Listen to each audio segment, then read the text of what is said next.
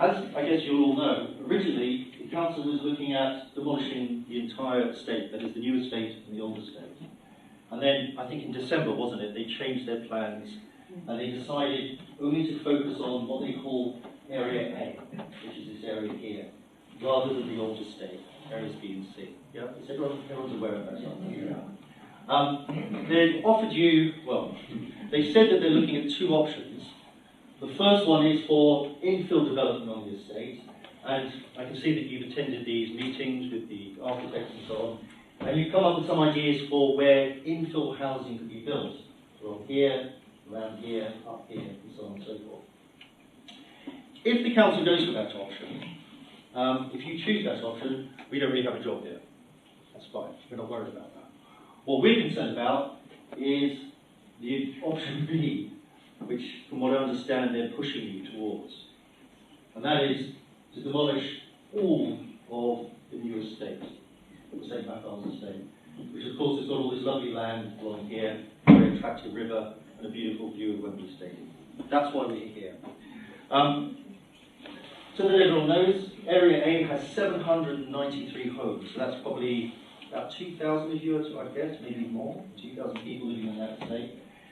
522 of those are for council rents, 134 are leaseholder properties, and 118 are private properties, and there's also 19 housing association ones as well. So, as you can see, there's a large, over half a thousand homes for social rent in this area, which will all be demolished if you vote for redevelopment. What I've got here are the reasons, from what I understand. Yeah.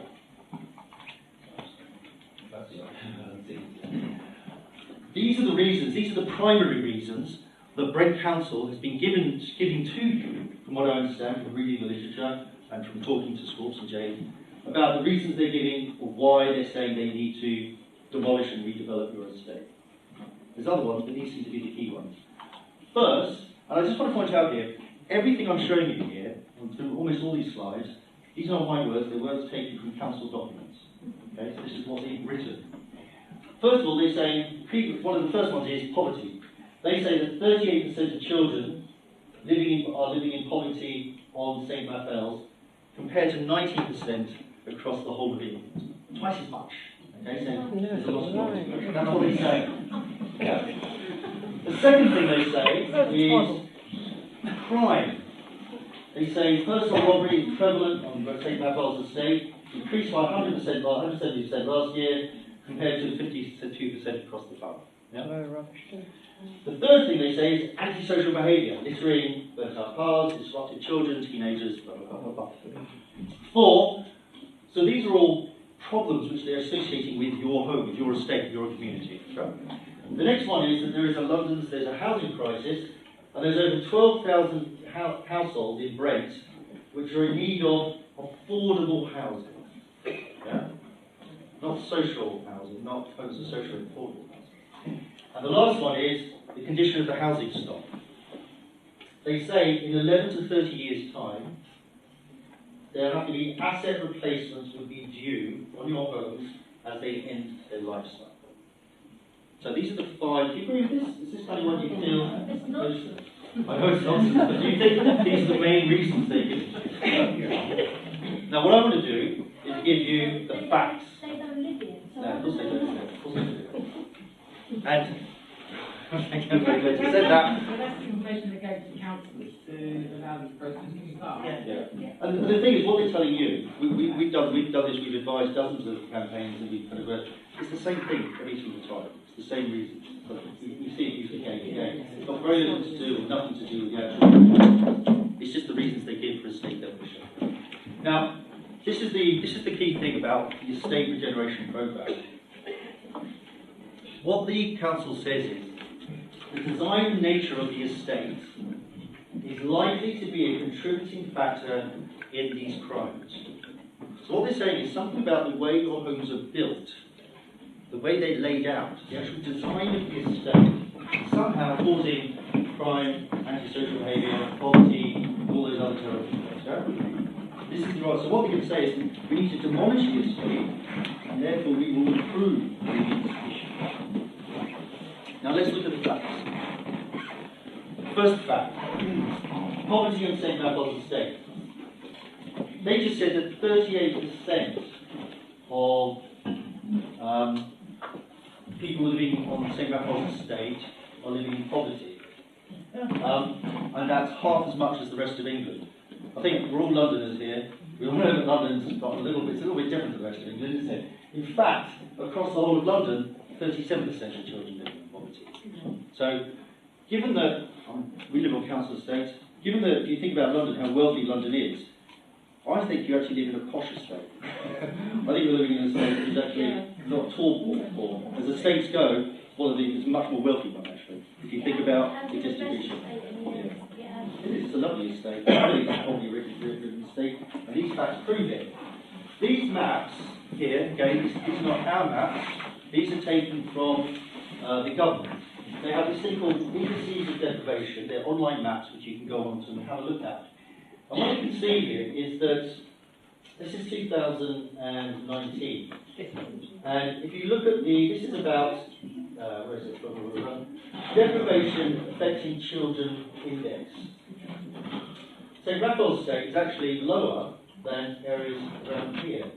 It's even comparable to the much more middle class kind of community that you've got across the other side of the river. And if you look at how this affects the actual living environment, you can see that the estate is actually much better than the surrounding area. So if there is a level of poverty here, which is actually quite an average for London, the living environment is actually better. Why is that? I would guess it's because you're not paying a huge portion of your salaries or your incomes into your housing costs, because your housing costs are so low. Yeah? So not only is St. Raphael's estate not this sort of pit of poverty, but your living conditions, your living environment is actually better, much higher than average. So the claim that this is a poverty-ridden estate is just not true. In fact, these are government documents. Crime. There's an easy association made all the time between council estates and crime. Again, it's wrong. Crime rates on St. Raphael's estate in 2019 were, again, lower than the surrounding area. The red line is, of course, the border of the estate. Lower than here, it's lower than here. St. Raphael's estate is actually diminishing its crime levels. It's not an estate which is a sink estate. It's an estate on the up. Crime levels are falling, they're not getting worse. And they're better than in the surrounding area. The worst areas are up here, around IKEA and Tesco's. If the council thinks demolishing things gets rid of crime, maybe we should talk to Tesco's and IKEA and go demolish those. But not your estate. Your estate is a good area in terms of crime, it's getting better. Antisocial behaviour. You hear this all the time, don't you? Kids and their antisocial behaviour. Antisocial behaviour is a legal definition, and it defines conduct which caused or was likely to cause harm, harassment, alarm, or distress. So, what has Brent Council done to provide the right social behaviour, the right social places for this kind of behaviour? Well, a lot of the shops on your estate, the kind of square you've got there, seem to be either shut down or they don't seem to be shops where people are hanging out. That's kind of the square centre of your estate, isn't it? And it doesn't seem to be kind of a hub of activity. When I was growing up, you spent all our time down the shops, buying stuff and blah, blah, blah. There are either the wrong shops there or the shops which are not seem to be trading. They have privatised your community hall. The reason we're here, I'm very grateful that the vicar has made this room available, is because they took your community hall away and gave it to St. Barnabas. Transport for London rerouted the 206 bus to the shoppers, and I know you protested against this, didn't you? Yeah, great, still. So if they're saying you're kind of cut off, why are they taking your bus routes away?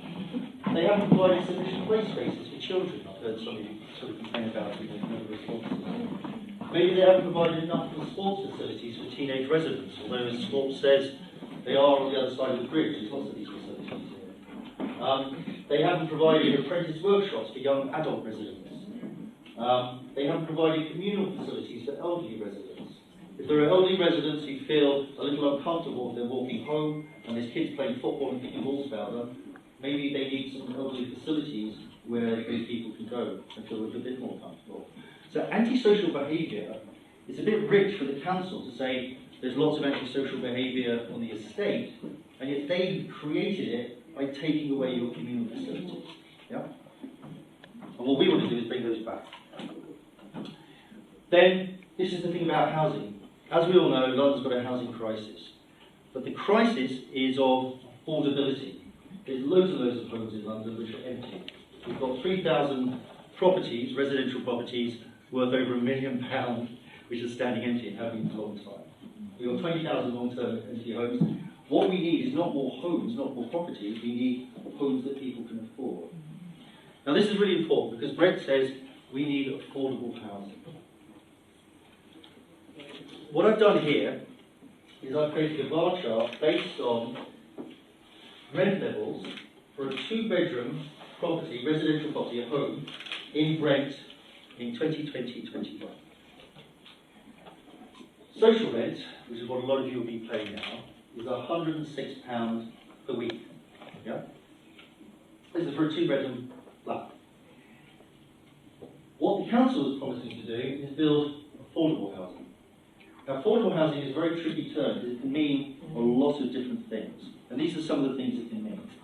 It can mean London affordable rent. And that's the best you're going to get. And that's £168. That is a 59% increase on someone who's paying social rent. I can't afford a 59% increase on my rent. I don't know, can you? That's the best you're going to get. And I don't think you're going to get much of it. What you'll also get is London living rent. London living rent is 238, which is a 125% increase. This is something made for couples, generally, or households earning up to £60,000 a year. It's a rent-to-buy project. You rent it for 5 years, and at the end of 5 years, you're expected to buy the property outright. If you can't, you lose it. Then there's affordable rent, which can be anything up to 80% of market rent. But the key thing the councils mean when they say they're going to build affordable housing is this product here. It's called shared ownership. And in general, shared ownership makes up about 50% of affordable housing provision. So when they say, we're going to demolish your homes, which is okay because we're going to build affordable housing, this is what they mean. Now, shared ownership means they will build a property, we'll talk about the prices of the properties later, and you'll be expected to buy a 25% share in it. But then you'll have to pay rent on the rest of it. If you got entered into a shared ownership deal in Brent, it would be a 114% increase on your rent, but you'd also have to buy a portion of the property as well. It's primarily made for leaseholders whose homes have been demolished by the state redevelopment. The thing is, it's madly named. Are there any leaseholders here? Okay. You won't be in shared ownership. If you get this scheme, what you will be is a assured tenant. You won't own the property until you own 100% of it. Okay. So, when they say, it's okay, we'll demolish your homes, but we'll replace them with affordable housing, it can mean all of these. And the best is a 59% increase. A lot of it is much worse than that.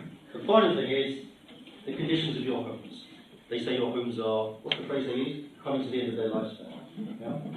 Now, again, this is a report commissioned by the council themselves. This is theirs, it works, in August, September 2018. They found on this survey that the properties on St. Raphael's estate are in a reasonable state of repair. They said that over the last 5 years, they've only spent about £624 per property per year, which is absolutely nothing. Yeah? So your homes are not falling apart. They said over the next 30 years, they're going to have to spend 30 years, it's a long time, 32.7 million in investment on all the council homes. That's the council rent and the leasehold. And the level of investment they're expecting is 1,353 per annum. That's over the next 30 years. This is nothing. This is absolutely nothing. Okay? So your homes are in very, very good condition. They said that your homes meet decent home standard. So in a way, they kind of contradicted what they said. They said, "Oh, your homes are falling apart," but actually, the surveyor's report shows that the homes on St. Raphael's estate are in really, really good condition, and they're going to last for a long time. But they come out. There's Geraldine. Yeah. But they come out and they say, beyond this period, so we're talking years 11 to 30 years, so 2029 to 2048, elements, asset replacements, what they mean is elements of the home will be due as they end their life cycle. And from this, we've heard that the architect who's been talking to you, Karakusevich Carson, and the consultants have been telling you that your homes have come to the end of their lifespan. Yeah? Is that a familiar phrase? Yeah. We hear it all the time. And I'm just going to ask you, because it's very important, I think, you understand this. I'm going to ask Geraldine, who's she's the lead architect in Ash. She's going to come in and just talk briefly about what this term means. So we just talked about this idea of end of its life cycle. So you were saying you've heard this, it's come to the end of its lifespan, come to the end of its natural life. There's lots of phrases that we've been told people have been saying to you about your homes. And I think it's really important that we talk about what this means, because there is such a thing as a design life of a building and of bits of buildings. So you probably know that, like a window, you probably need to replace a window after maybe 10 years or so. Yeah, and a door will have a replacement, will have a certain lifespan of a certain amount. Roofs also have certain, but each bit of all buildings have a certain design life in them. Yeah, which you kind of know is part of the maintenance cycle. You know that your house, like the chances are that most houses that have been around 150 years, there's not much of it that's probably still there when it was built, because so much of it would have been replaced over that time. That's natural. That's the part of the natural life cycle of a building. It's bits where it gets repaired and things get replaced. So that's natural. The other thing is that this idea of the design life of a building is also about mortgage. So when somebody lends you money to build something, so the councils will probably get money lent to them to build the buildings, they need to know, the mortgage lender needs to know, well, will this building still be there? If I'm giving you a 40-year mortgage, I need to know that in 40 years that building can still stand up. So this is what this is about. This is about saying, this is a normal life of a new housing that's a minimum period of 60 years. That's what a mortgage lender would expect from a house to be built, that it would have that lifespan. But after that time, what it actually means is the council's actually making money off your estate, because they finish paying off the loan that they took out to build it. So over about 40 years, so if you're 70, if it was built in 1970 to 80, 90, 100, so it's 50 years old, if they had a 40-year mortgage, which they generally did about that time, the council's finished paying off the money on your estate, so it's actually making your homes and making money for the council. So actually, it's kind of, again, why are they demolishing something? Well, actually, it's valuable for them. So that's kind of like just a bit about this idea that contradicts this, the idea that you'll build your homes somehow at the end of their natural lifespan and need to be demolished. It's absolutely not true. And as Simon said, the fact that the surveyors, the structural engineers have come around and said that your homes are in really good condition is a really good indication that your homes do not need to be demolished. They haven't reached the end of their natural lifespan. That's just not true. And I think for architects to be saying that is unethical. So it's absolutely not true. Okay, so they're not falling down, they're not attracting crime, they're not causing antisocial behaviour, the other stuff. They're not going to actually meet housing need and rent, is actually what they're proposing to replace them with much more expensive homes. So why is Brent Council, why do they want to demolish your homes and replace them? What are the real reasons? Now again, this is not our guess, this is from the Brent Council itself. Very foolishly, but luckily for us, in December, when they had to justify this change from demolishing the whole estate to just demolishing Area A, that is where you live in, the more modern parts of the estate, the council produced a financial viability assessment. Now, financial viability assessment, which is a bit of a mouthful, is basically whenever you take under any redevelopment scheme, or any development scheme, you have to know before you undertake it that it's going to be affordable. The developers are going to make their profit, and they're going to be able to, right, when you undertake anything, can I afford to do this? And when they did that, they revealed why they shifted to only wanting to demolish your part of the estate, and not the old estate by the North Circular Road. So they did a viability assessment on purchasing the 139 privately owned properties in areas C and D. And they found that in both cases they came to a shortfall of 67.4 million and 53 million pounds. That is because people owned a lot of their properties privately there, they would have to buy those properties off them. You know, there's not that much council 10,000 over there. Most of it is owned outright, and it costs a lot of money to buy all these homes and demolish them. So it wasn't viable for them to do it financially. What they also revealed is the developer is going to make a 20% profit out of this development. That's a baseline. So if they're going to demolish your home, they're going to pay for the demolition. They then got to replace what they've demolished before they can build a new home. Then they've got to give 20% of what they sell on top of that to the developer. Yeah? This is why I'm saying, if they demolish your homes, it's incredibly expensive. And that's going to determine what they will build in this place. Now the reason for this is that because of the impact of the North Circular Road on the eastern side of the estate, what they expect to build in this place can't be that expensive. Yeah? The people they would expect to sell it to don't want to live in the North Circular Road. So they've come to the conclusion that these schemes build demolishing that part of the estate, the other estate is financially unviable. But your bit is. They have estimated purchasing the 225 privately owned properties in Area A, which also contains the 522 council properties, is 78. What it leads to is it's still not viable, it's still a gap of 22 million, but it's a lot less than the other places because there are more council tenants living in this part of the estate. There's less private owners. The other thing that makes it possible is what they're going to build in place of your council homes can be a lot more expensive. They're talking about why? Because it's not on the North Circular, and it's not what we call a waterfront location. Yeah? When we kind of all walk through here, we're walking down it on the way to this meeting. You've got these beautiful open fields. You've got that lovely river.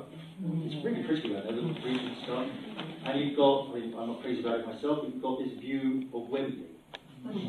When you're selling to overseas buyers, and we'll look at later on, we'll come to who these homes are going to be made for, these properties.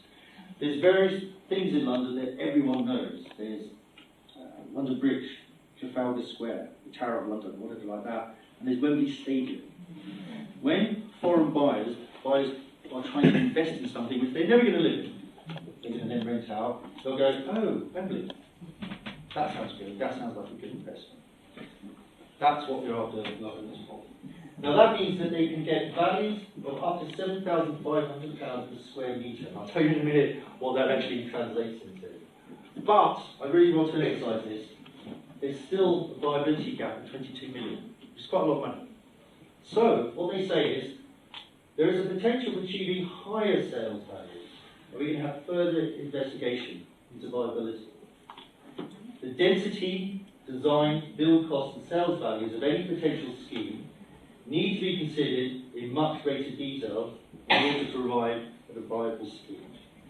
So the calculation they did here is not actually viable. So what are they going to do? They're going to increase the density of the new development. That means you're going to have taller towers. It means the sales values are going to change.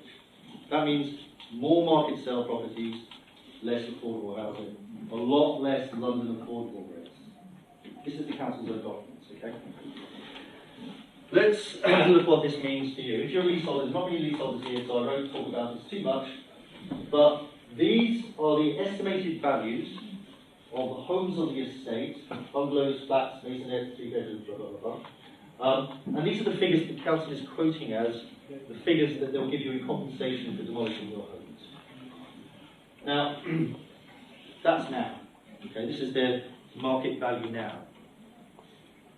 In a few years' time, if they get to demolish your homes, what do you think the market value of your homes is going to be? It's going to be a lot lower. Nobody's going to buy them. Yeah? But just given that, looking at the viability assessment that they did, this is based on £7,500 per square metre. This is what they're building. Now they've said that the tenant split on the new developments will be 50% social affordable, no social homes are being built at the moment. It's going to be affordable houses, yeah? And 50% private, which means market selling next. These are minimum space standards, the minimum space standards required by the Greater London Authority to build a new build, one bedroom, two person flat. It's 50 square metres, that equates to £375,000. That's for a one bedroom flat. For a two bedroom house, you're looking at £525,000. A three bedroom is £697,000, £500. And a three bedroom, five person house, townhouse, is nearly three-quarters of £1 million. These are their figures, these are not our figures. Okay? I've really translated it, what it means. Now, I just want to emphasise, this is based on a viability assessment which was still £22 million short. So these prices are actually not what the homes are actually going to cost, they're actually going to cost a lot more.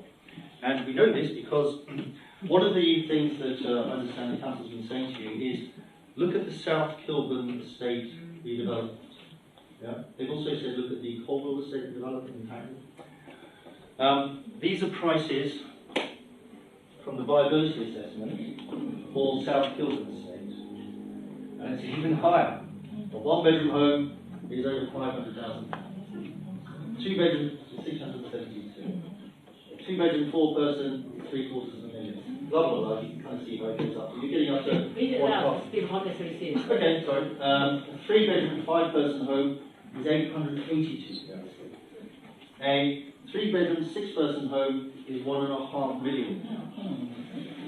A studio flat is 439,000. These are not our figures, these are their figures.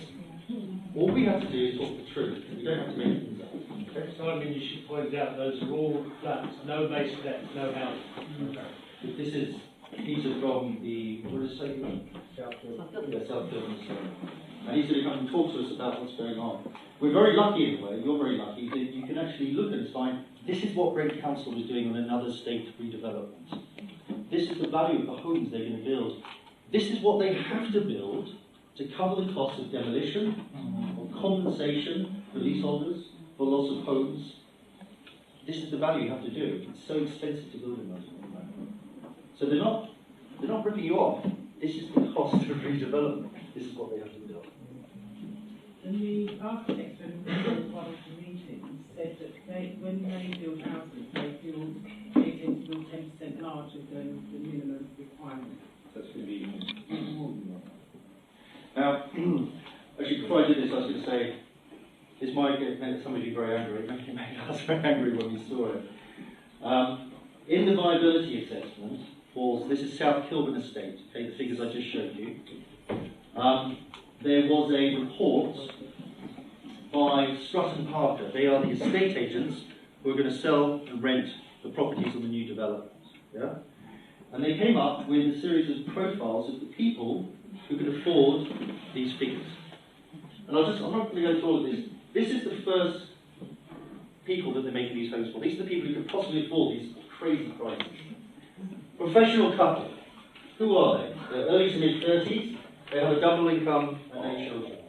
Their joint income is £150,000 to £250,000. One is a lawyer in the city, and the other is a senior client director at a brand agency. They shop at Waitrose, but they like to shop at a Whole Foods store if there was one close by. They eat out twice a week and entertain once every 2 weeks with dinner parties of 68 people. They aspire to live in Hampstead, but are priced out of prime locations. They're currently renting in Hampstead, blah, blah, blah, blah. Okay, so this is actually the cheap couple. You've got UK investors for families. These are people who are living in the home counties. They're typically looking for investments for their children when they grow up, where they can actually afford to live in London. But in the meantime, they're going to rent the place out. Then I said about foreign buyers. The other one is overseas investors. They are wealthy, with a child who aspires to go to a London university. They live in Hong Kong, Singapore, Istanbul, Moscow. Their child will attend university once in 10 years' time. In the short term, a flat may be rented out to young professionals. In the long term, blah, blah, blah, blah. And finally, people are never going to use it as a home, they're simply commercial investors. This is the report which is supplementary to the financial viability assessment of South Kilburn State Redevelopment. And if you vote for demolition and redevelopment, one day either this estate agent or a similar one will produce a similar buyer profile for the people who will be living in the properties built on your land.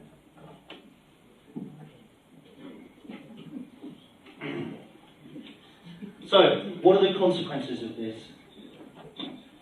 Social consequences first. Last year, nearly 32,000 residential units were completed in London, well, 2017, 2018, the year before. This again, these are not our figures, these come from the Greater London Authority.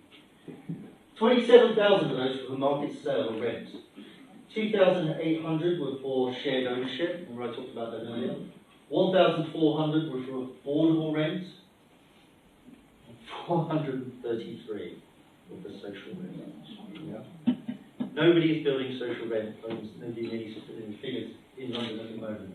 And you should expect similar proportions of what's going to be built in place of your homes if you vote for redevelopment.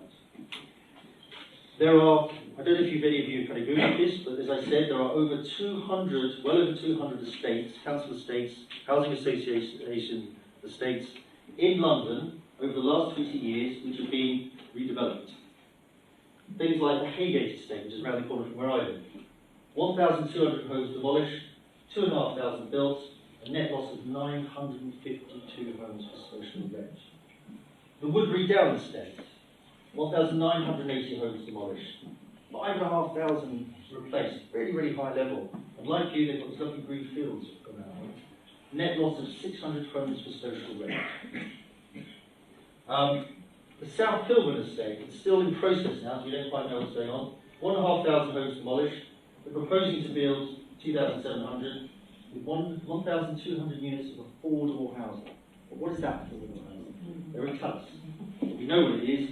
We know it's going to be mostly shared ownership. It has to be to pay the costs. And the Coldwell estate, which is the other place we went to, 438 homes demolished, about double that built, again, 450 nearly of affordable housing. I could go on and on about this, we've got a lot of figures for what estate demolition is about.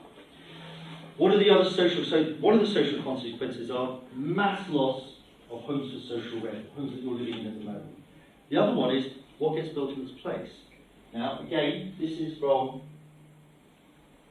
the financial viability assessment for the South Kilburn estate, which, from what I understand, the council is actually saying this is a model. This is what you should be looking at, to see what's going on. But you should be looking at it because you'll see what's going to happen. The financial viability assessment has been done by this company called Deloitte. They're one of the 4 biggest accountancy and financial services companies in the world. I can't imagine how much they charge the accountant to do this. There's a lot of money in this. So they said, what this is about is segregated entrances and facilities for affordable housing tenants. So even if you're one of the lucky few who gets to come back onto the new buildings and gets those few London affordable rents, even if you can afford the 59% increase in your rent and the additional service charges, this is what will happen. They said to you, we understand that the developer is planning. I just want to stop there. This is not the council planning, it's the developer. Because once they hand the land over to the developer, it's private property. And the council can't say anything about what's going to happen. They can give planning permission, but after that, it's up to the developer. There is a provided option of providing a separate entrance and clean hall for the affordable accommodation. Have you heard this phrase, portals? You've heard about this? Where you have segregated entrances for people in affordable housing and market housing. What they've done now is actually they've just split it completely. They've actually just got affordable housing blocks and private blocks. In this case, they've had to build a few more affordable homes in the private blocks that have got segregated entrances. And they also say the affordable units should not have access to the private residence designated facilities within the scheme. I bet the council has been promising you all these lovely new facilities. Yeah? You're not going to get those. They're going to be segregated. Now, you might have heard of this. This was in all the papers. It's the Lillian Bailey School in Lambeth, where kids from the Housing Association, the Guinness Housing Association, weren't able to play and this little play area here. Did anyone hear about this? It's got covered in quite a lot of papers.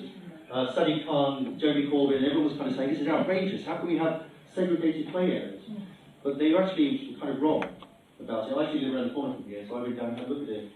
It's not the housing association which is cut off from the play area. It's this entire new development here, which is on a school. We can turn the school into luxury apartments. You know, very luxury, I can tell you. This is a big gym now. This is a gated community. There's a wire fence around the whole lot. You can only get in with a hole here. I managed to sneak in behind other people. When I went in, I had a look around. The people in the housing association, they can't get into this area. They can't just not use the play area, they can't use the gym, they can't use any of these facilities. And the area around this is the council estate. I'm not making this up, this is standard practice. And when everyone complained about it, the council said, well, we handed it over to the developer, Henley Homes, so what can we do? It's their property now. Once you go for redevelopment, you've lost all control of your homes, your rights, because this all becomes private. The other estate that I hear you've been told about is the Colville estate, which was actually designed by Kara Carlson, who was the architectural practice he was talking to. Yeah? Again, we found this kind of extraordinary, because the very first building they built on this demolition and redevelopment was called Bridport House. It was originally a social housing block. They demolished it and they built it bigger, and they demolished it in 2010, they built 41 homes for social rent. Great, what can we go wrong with that? It's got to be good, isn't it? Double the numbers of social rent. Unfortunately, the very next year, after it had been built, 70 tiles fell off the roof. Cracks open in the brick cladding. The flats had water damage. It took the council 7 years to actually do some investigation. The bricks were found not to be fitted properly. You know these buildings, they look very nice from the outside, they've all got bricks? That's actually not the walls, that's just the cladding. They're built very differently inside, and these bricks were just falling off. The base of the metal balcony, just fell off the floor. And eventually, last year, they placed the entire place of the scaffolding. When they did that, the engineers went in, they also found that the insulation between the outside and the inside was non-compliant with fire safety regulations. So eventually, they had to move the entire community of people, I don't know, I'm laughing, it's not laughing at all, it's terrible, out of the block and rehouse it. We're always told, the other thing about the homes, they're told not only did they come to the end of their lifespan, but they were badly designed in the first place. They were rubbish, they were cheap social housing. And what we're going to build you is much better. I could give you, this is standing in for many, many examples. This is not the exception, this is typical. What is being built at the moment in London, and particularly the small percentage of affordable and social housing, is bad quality. It's not better than what you're doing. It's much, much worse. And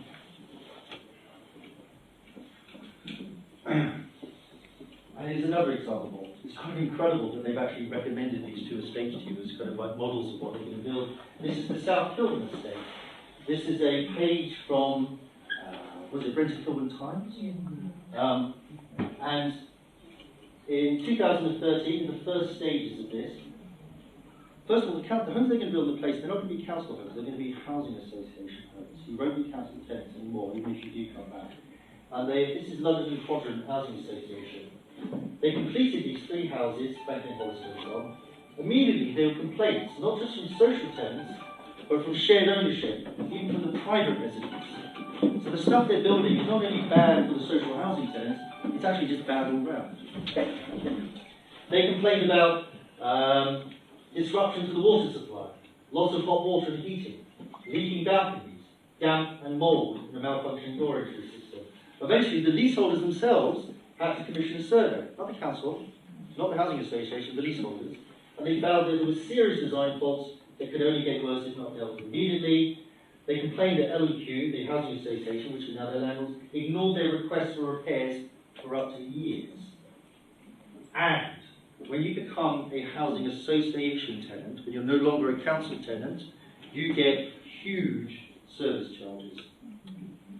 And they said in 6 years, their service charges went up 136%. One tenant said, one person said, it went from 130 to 280. So those increases in your rent that I showed earlier on, that's not the only increase. You're going to get much fewer. We get a lot of people writing to us and telling us about these terrible stories about they can't afford their service charges. And there is nothing anyone can do to stop a housing association putting as much service charges as they want. Why? Because they're private. They're private. They can do whatever they want. If you give out your council tenancy, you give it up, you've lost all your rights. Sorry, this is all the bad bits.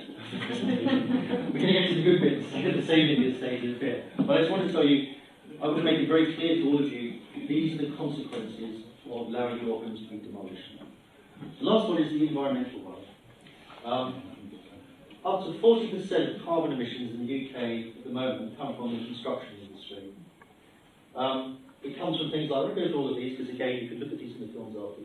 The dust particles released and the fuel consumed demolition. They talk about demolishing the estate, doing it in phases. Yeah, they'll demolish a little bit here, then they'll build something there, then they'll move some of you across, and then they'll demolish another bit. Yeah, I'll talk to you about that.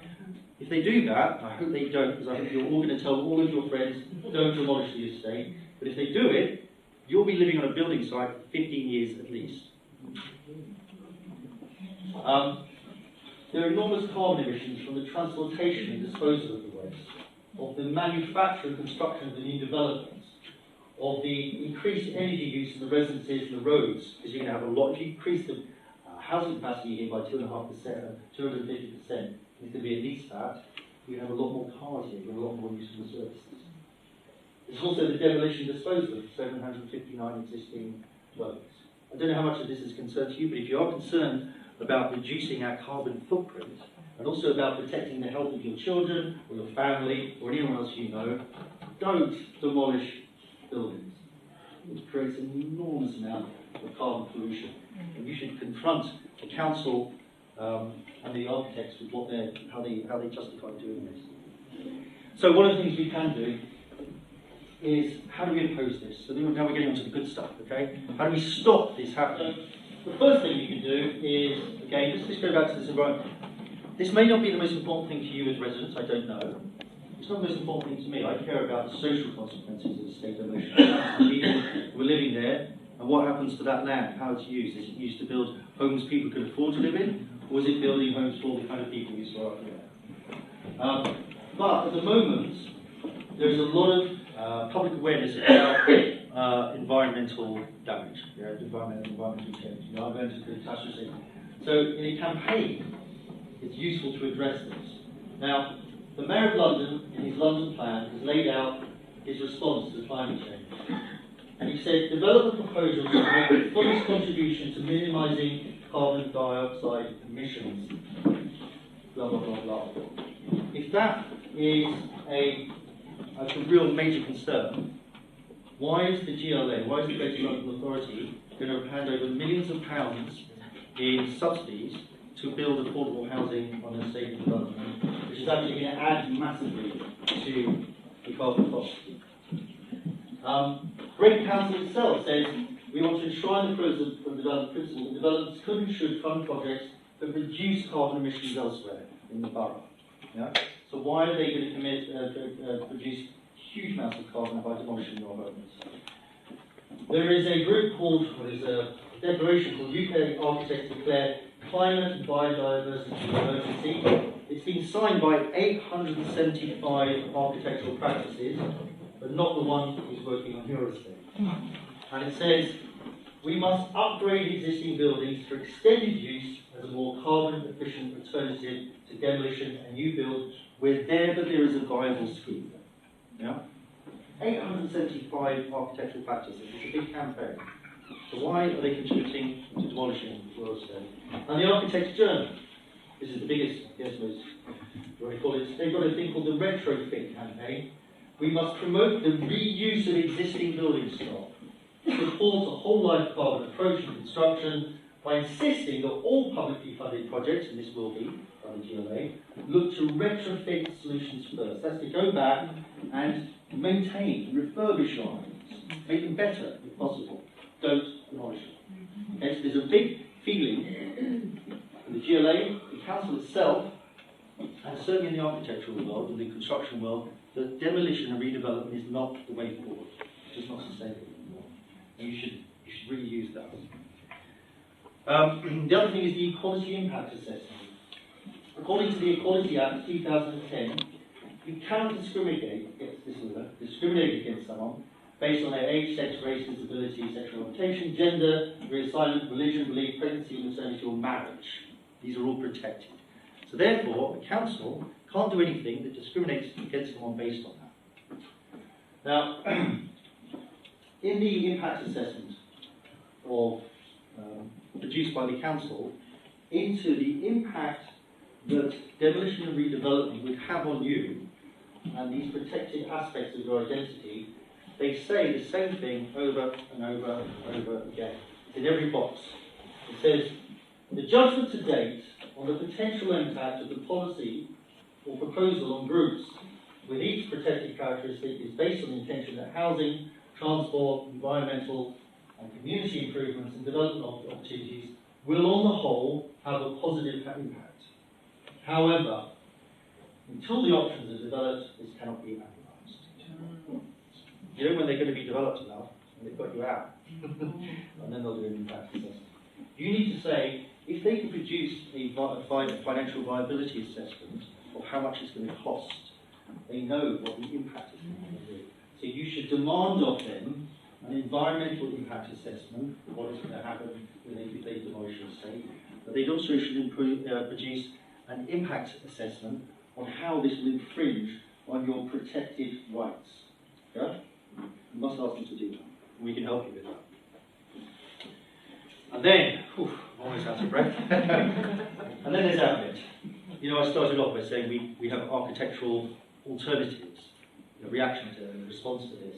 And now I'm going to hand over to Geraldine, and she's going to talk you through what Ash does as architects, and what we can propose, how we can help you architecturally with saving your estate from demolition and making it better. Okay. So we were approached, I think, last September or something like that, to talk, and we discovered what was happening in your estate.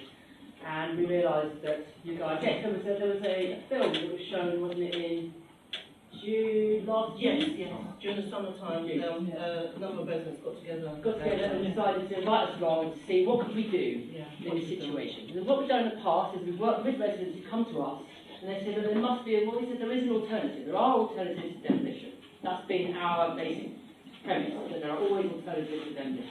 For all sorts of reasons, and the reasons that Simon has mentioned, and the reasons why you wouldn't want to demolish something, and we're saying there are ways in which you can improve the facilities, increase the amount of housing on the estate, and improve the lifestyles of the people on the estate without demolishing anything. So we started to have a look at St Raphael's. So we did some looking at the existing homes on the estate, so we looked at the different housing types.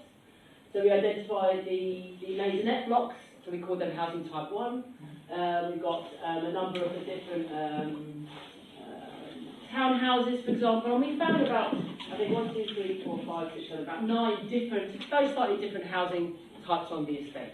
We then looked at, so we haven't finished this, it's just work in progress at the moment. We looked at the community facilities on the estate, and we looked at the landscape on the estate, which has obviously got loads of lovely trees, lots of the beautiful green landscape. So this is just about us trying to understand, okay, so what's the existing estate, what's it all about? And we thought, well, it's a huge amount of work to do a full redevelopment, refurbishment and infill option on the whole estate. So Central Hill, for example, we worked with them for 3 years to produce the booklet. So this booklet here shows the work that we did with Central Hill Estate. It was a 3-year project that we did with them for nothing, by the way, as well. We're not asking for any money for any of this either. It's a long project, long term, but you only have until the summer, because of your ballots in the summer. So we don't have 3 years to work with you to put together. in October. October, the ballots in October, yeah. We don't have that long to work with you. But what we thought we could do is look at a part of the estate to say, okay, because we looked at the different housing types, we realised that in the central part of the estate we could focus on the part of the estate which would be addressing some of the issues that Brent Council brought up about lack of community facilities, and some of the issues that they raised, and said, well, actually, we think if we looked at a small part of the estate, which has got pretty much all the different housing types on it. So it's got that type 1, which is the maisonette block, type 2, which we identify, which is the shops, with the flats above it, type 3, which is the townhouses. And we thought, well, actually, we could look at all those different types within that area. And we could do that within the time that we've got, with the volunteers and the work that we've got to support it and to help us to do this. We could look at this area and think, okay, in that area, we could demonstrate that we could improve the landscape, we can improve the community facilities, we can refurbish the homes, and we can potentially look at adding some additional housing, maybe some extensions. We could do that by looking at that one piece of the estate. And if we could demonstrate that we could do that on that piece of the estate, which is also the central area on the estate, you know, the bit I'm talking about, by the big shops and the old police station there. If we could look at it on that part of the estate, just as a little case study of it, and say, can we demonstrate on that area that we can do all those things? Yeah. So what we're saying is, this is the thing, we've explained why we think this is important, and we're now explaining what we think we can do. If you don't want us to do it, at the end we're going to have a vote. If you don't want us to do it, you can just say no, and we'll go home, and that'll be, thank you very much, we won't have to be involved anymore. So you have a vote, you have a choice here to ask whether or not you want us to do this or not. So we're doing this out of yes, okay. So just to move on quickly, so again, this is just the area that we thought we'd look at. So, you know, yeah, they are doing an infill looking at the whole estate, so that's why we're saying we're not looking at that, we're just going to look at refurbishing and improving the landscape facilities in this area. That's what we're saying that we could look at for you, because we weren't aware that they're doing it. If they are doing it, that's not the point, this is what we could look at for you. So this is just going over that area, I'm sure you all know really well. So this is the maisonette blocks there, which as we walk past it, all the architects and everybody walking past those blocks and flats today, we're thinking, God, they look in really good condition. Like really good condition. The brickwork on those is they're really well made. Yeah, they were built in 1996. Yeah, they look like they're in excellent condition. All of us actually, we haven't spent that much time there, but just on the first glance, we spend pretty much our whole lives going around council estates, and it looks in really, really good condition. So, but there's, you know, some of these areas could be improved. You know, we're not saying that everything should sit in aspects. Say what we have done. So we've just looked at some of the existing housing types. Yeah, some of the existing buildings. You can't look at the existing buildings until you know them, until you understand how they're built, what they're made of, what they look like. So we just started to do some initial surveys and some drawings of some of the existing housing types. We haven't been inside any of the houses yet. But that would be something that we would like to do, or we have to do if we wanted to. If you did want us to come and do this, we need to understand how the buildings are built. If we're going to understand how we can refurbish them properly. Yeah. So this is just some of the stuff that we've looked at. And just so this was West Cambridge Green, which is the one I was talking about, which is the estate that's now being bought back by the council. They've been fighting for like a long time, like 10, 11 years. And these are the ones that now want to use this to take the estate into their own ownership. And it's interesting, it's pretty much the same number of homes. I think it's 760 homes on those estates as well. So this is a project that we did with them. This was a year's project that we worked on with them. So the yellow is infill, and the red are some roof extensions. And that managed to increase the housing on that estate by 40 to 50%. So let's say if you've already got 760 homes, that means you can find opportunity for another 300 or 400 homes on the estate without demolishing anything, and actually improving the existing housing, and improving the existing community facilities, and improving the existing landscape. And we costed it. We got an independent quantity surveyor to cost how much it was going to cost to build it, and then we identified how much it would cost to the rents that we could make, and then we demonstrated to the Secretary of State that it was viable. So the residents are now going through that process to say, right, okay, we have a viable option here. That is viable, whereas the other demolition one was not viable, which is why the developer is selling the money back to the council. So this is, you know, this is some of the sort of images that we made, just kind of looking at the existing homes, whether like winter gardens and roof extensions, or you know, roof gardens, or this is a new kind of like community green space. What else do we have? One other thing we made was that they identified that there was there's some large homes on the estate that were quite underoccupied, so there were elderly residents who actually would quite like to downsize, but there wasn't anywhere for them to go. So we identified that building some smaller homes for elderly people, which meant they could actually have better facilities for them, would then free up some of the larger homes for some of the more overcrowded families in the tower blocks, for example. All these kind of things are possible if you don't demolish. There's loads of things you can do within just the existing fabric of the estate. And so what do we want to demonstrate? That we can improve the quality of life on St Raphael's estate for existing residents and to extend the lifespan of the existing buildings. If you maintain something properly, you can extend that lifespan. That we can improve and extend the community facilities and landscaping to support a thriving neighbourhood. That's what thriving neighbourhood is what Brent Council says they want to provide for you. We say you can do that without demolishing anything. So without the costs consequent upon demolition, Brent Council can build brand new homes. So the council should be building these homes for social rent as council homes. Yeah? In order to meet local housing needs and the needs of families, not for investment bankers or professional couples earning 150 to 250,000 pounds a year. That's not what's needed here, is it? The demolition is not necessary to achieve any of the stated aims of the council. That, on the contrary, the demolition and redevelopment of St Raphael's estate will result in the social cleansing of the existing community, in the unnecessary loss of over 500 council homes for social rent, which will not be replaced because it won't be the council doing it, it'll be a private housing association that will be doing it. So the council homes will be lost. In their replacement with so-called affordable housing, which Simon talked about what that affordable is, it's kind of huge, a variety of things. And in the driving up of house prices and housing costs as well, so it's social as your service charges as well, which is going to be going up. And in the local neighbourhood, because this will actually increase the cost of all the other houses around. So all the tenants who are living just outside of here, suddenly their costs are going to go up. Because people are going to be saying, oh, well, this area has suddenly gone up now, and that's what happens when an area goes up in value and everything else goes up around it. So all the other neighbouring people are going to stop, their rents are going to go up as well. And as Simon mentioned, the negative environmental impact, which, it's an important thing to consider. So, to produce how do we think we can do this? Like I said, it's what we think we can do, or we're offering, to do the design case study. This little case study that we talked about, that little central bit around where the shops are, and look at the variety of the different housing types there. So we can demonstrate the possibilities for refurbishment, infill, and improvement for existing and future residents.